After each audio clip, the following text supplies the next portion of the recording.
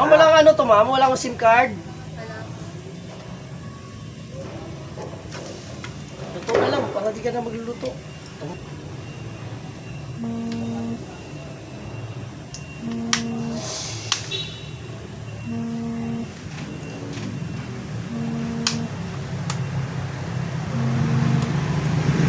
Kaya bumili ako nito.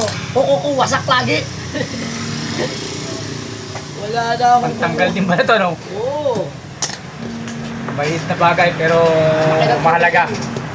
Kasi pag lagi mong sinusundot ng kamay mo, kuko mo. Iyak na nga kuko ko, kaya ako bumili.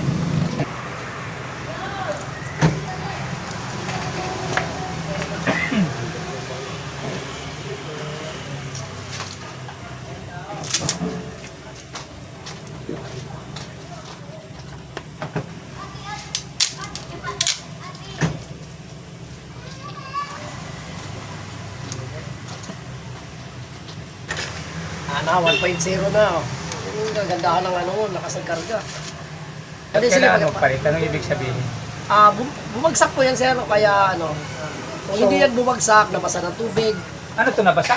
or lifetime niya Nabagsak. nabagsak. Kaya, number So, one yan. bakit walang crack? Sa ilalim po nabasag yan, wala sa labas. Silipin nyo na, sa ilalim basag yan. Hindi basta-basta na mabasag yung harap at loob na yan. Nasa gitna ang basag yan. Parang kung titignan mo, wala pa rin siyang tama, ano? Kala Okay mo pa. wala siyang tama, kala mo okay siya eh. Pero yan ang binabayaran ng technician dyan, yan yung pinag-aaralan. Bakit natitres ng technician yan? Na wala namang basag yan. Mm. Katulad nung kanina yung ginawa ko, dami pala sira nung tatlo. Kita mo? Ang tagal mo, di ba? Ang pinagawa sa akin, charging pin lang yung pala. Ang sira niya, hindi charging pin. Battery at saka yung sa buto ng cellphone niya. Nag-jumper ka pa, no? Jumper pa ako. Sa iba yun, mahal ng bayad doon. Sa akin, 300 ka lang siningil ko sa kanya sa lahat ng ginawa ko eh. Oo, sa lahat ng ginawa ko na yun, 300 lang yun. Dinagdagan niya lang ng 50. Pero dapat doon, sa iba yun. Wala na, patak na 1,000 mo rin mahigit. Mahina na ang ano doon, mahina na ang 1,000 mo doon sa dami ng ginawa na yun. Sir, sa inyo po? Sa ginawa sa kanya, ay, mahina na 1,000 niya doon.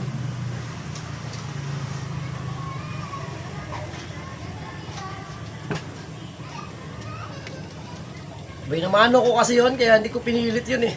Mm. Binumano ko kasi yun. Pero kung nagkakataon niya sa madang hapon niya, pinabahan sa akin niya, sisingil ko siya na maayos doon. Gusto niya, saglit niya na cellphone niya.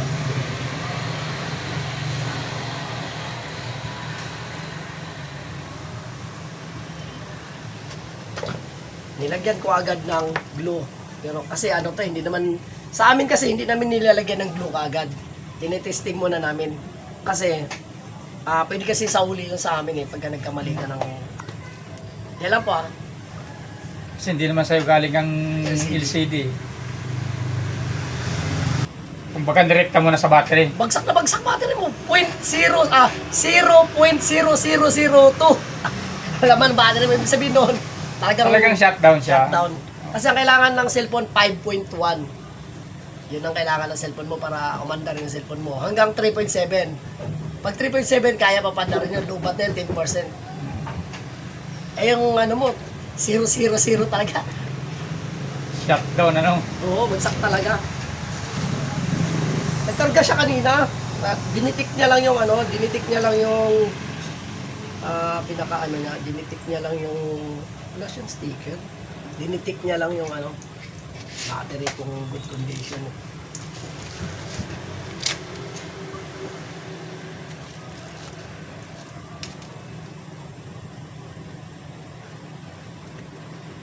Sa amin kasi medyo, tika lang.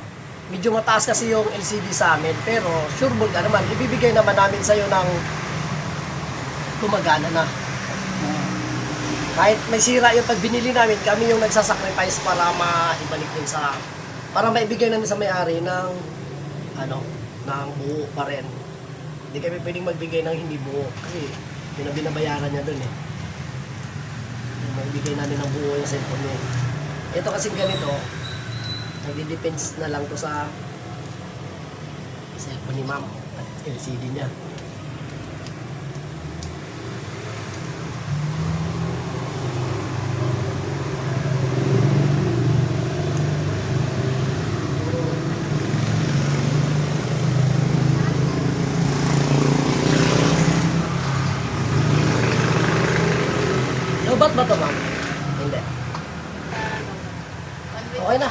gumagana na. Nakuha ka sa dasal. Nakatawa na ako. Kasi lahat ng LCD dumadating sa amin dito, 50% may sira, 50% yung nakauwi ng masaya. Kasi ano, pag halimbawa may tama tong dala mo, bibili ka ulit, babayad ka ulit, panibago ulit lahat. So, Masaya na, kanina hindi makayaan hindi eh. ka makangiti kanina, ngayon ngiti ka. Yun ang sinasabing ngiting tagumpay. Ngiting tagumpay ka. Sa inyo po, sir. Boss, papayos ang cellphone. Sige sir, ano po ba sira ng cellphone nyo, sir? Ma'am, pilipit-pilipit pala yung ano nyo, ma'am eh. Ayusin natin, ma'am ha. Dito ako tinabi ni Jolan. Apo, Jolan, sige. Kapapagawa lang ng tropa ni Jolan din sa akin dito kahapon eh. Katutubos nga lang eh. Hindi tagumpay si ma'am eh. Ano kanina, nakaupo pa siya ngayon, nakatayo na eh. Excited ah. Excited ka, ma'am. Hindi, may mga nagchat-chat na sa kanya, hindi na niya man eh. Chat-chat na ba boyfriend mo, ma'am? Huwag ganon. Ay. Hindi ma'am, relax lang. Dito lang ako. Okay na. Eto. Pangalawang bili ko na ko eh. Pangalawang bili mo. Opo. Ano mo nang bili? Sino nagkabit? Ako po. Eh, yun lang. Kaya pala ngiting tagumpay ka ngayon.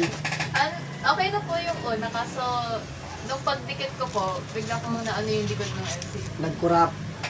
Dapat kasi doon, nung nakadikit na siya, hindi mo na binunot. Nung lagyan mo siya ng glow, hinayaan mo yung LCD, nandun lang, inaangat-angat mo lang, sinaside mo lang ng konti. Kasi itong ginagawa namin, pang ano na to eh, pang master na to eh. Pang professional yan eh.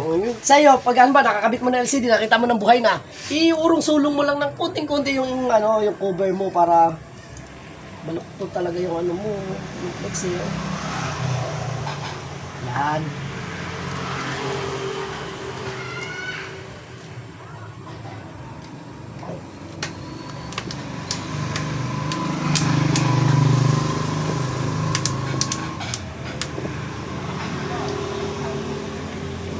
Po dito ha. Kasi ma'am, doon to natanggal siguro sa unang kabit mo. May binabantayan dito, di ba? Unang tuklap mo na LCD, sasama yun sa lumang LCD mo, yung parang takip ng dito mo, tinan mo may butas. Doon yun, nakasama yun doon sa unang LCD mo. Tinutuklap yun, binabalik yun pag nagkabit ka ng bago. Kaya, Nandun po yan dati. ha? Nandun pa, nakakabit na to, finish na tayo. Tago mo na lang yun. Or kung kaya mo isaksak dyan, saksak mo na lang. Parang fishnet lang yun. Pag hindi kanya, no? Siyempre, replace na yan eh. Talaga siya pit-lapit, hindi ka tulad sa bagong-bago mga. Kaya siyempre hindi mo na makikita yung talagang original eh. Oo. Replace na siya eh. So ikaw na bahala sa tape nito ha. Tapos yung mga dumi niya, hilurin mo lang pag okay na. Pag tinanggal mo na yung plastic niyan, hilurin mo na lang. Ha? Di masyadong malinis yan kasi nandyan pa si tape eh. Bumagal ng karga yung battery. Kapit na natin o okay na o maghintay ka? Maganda naman. Maghintay ka pa. Thank you po.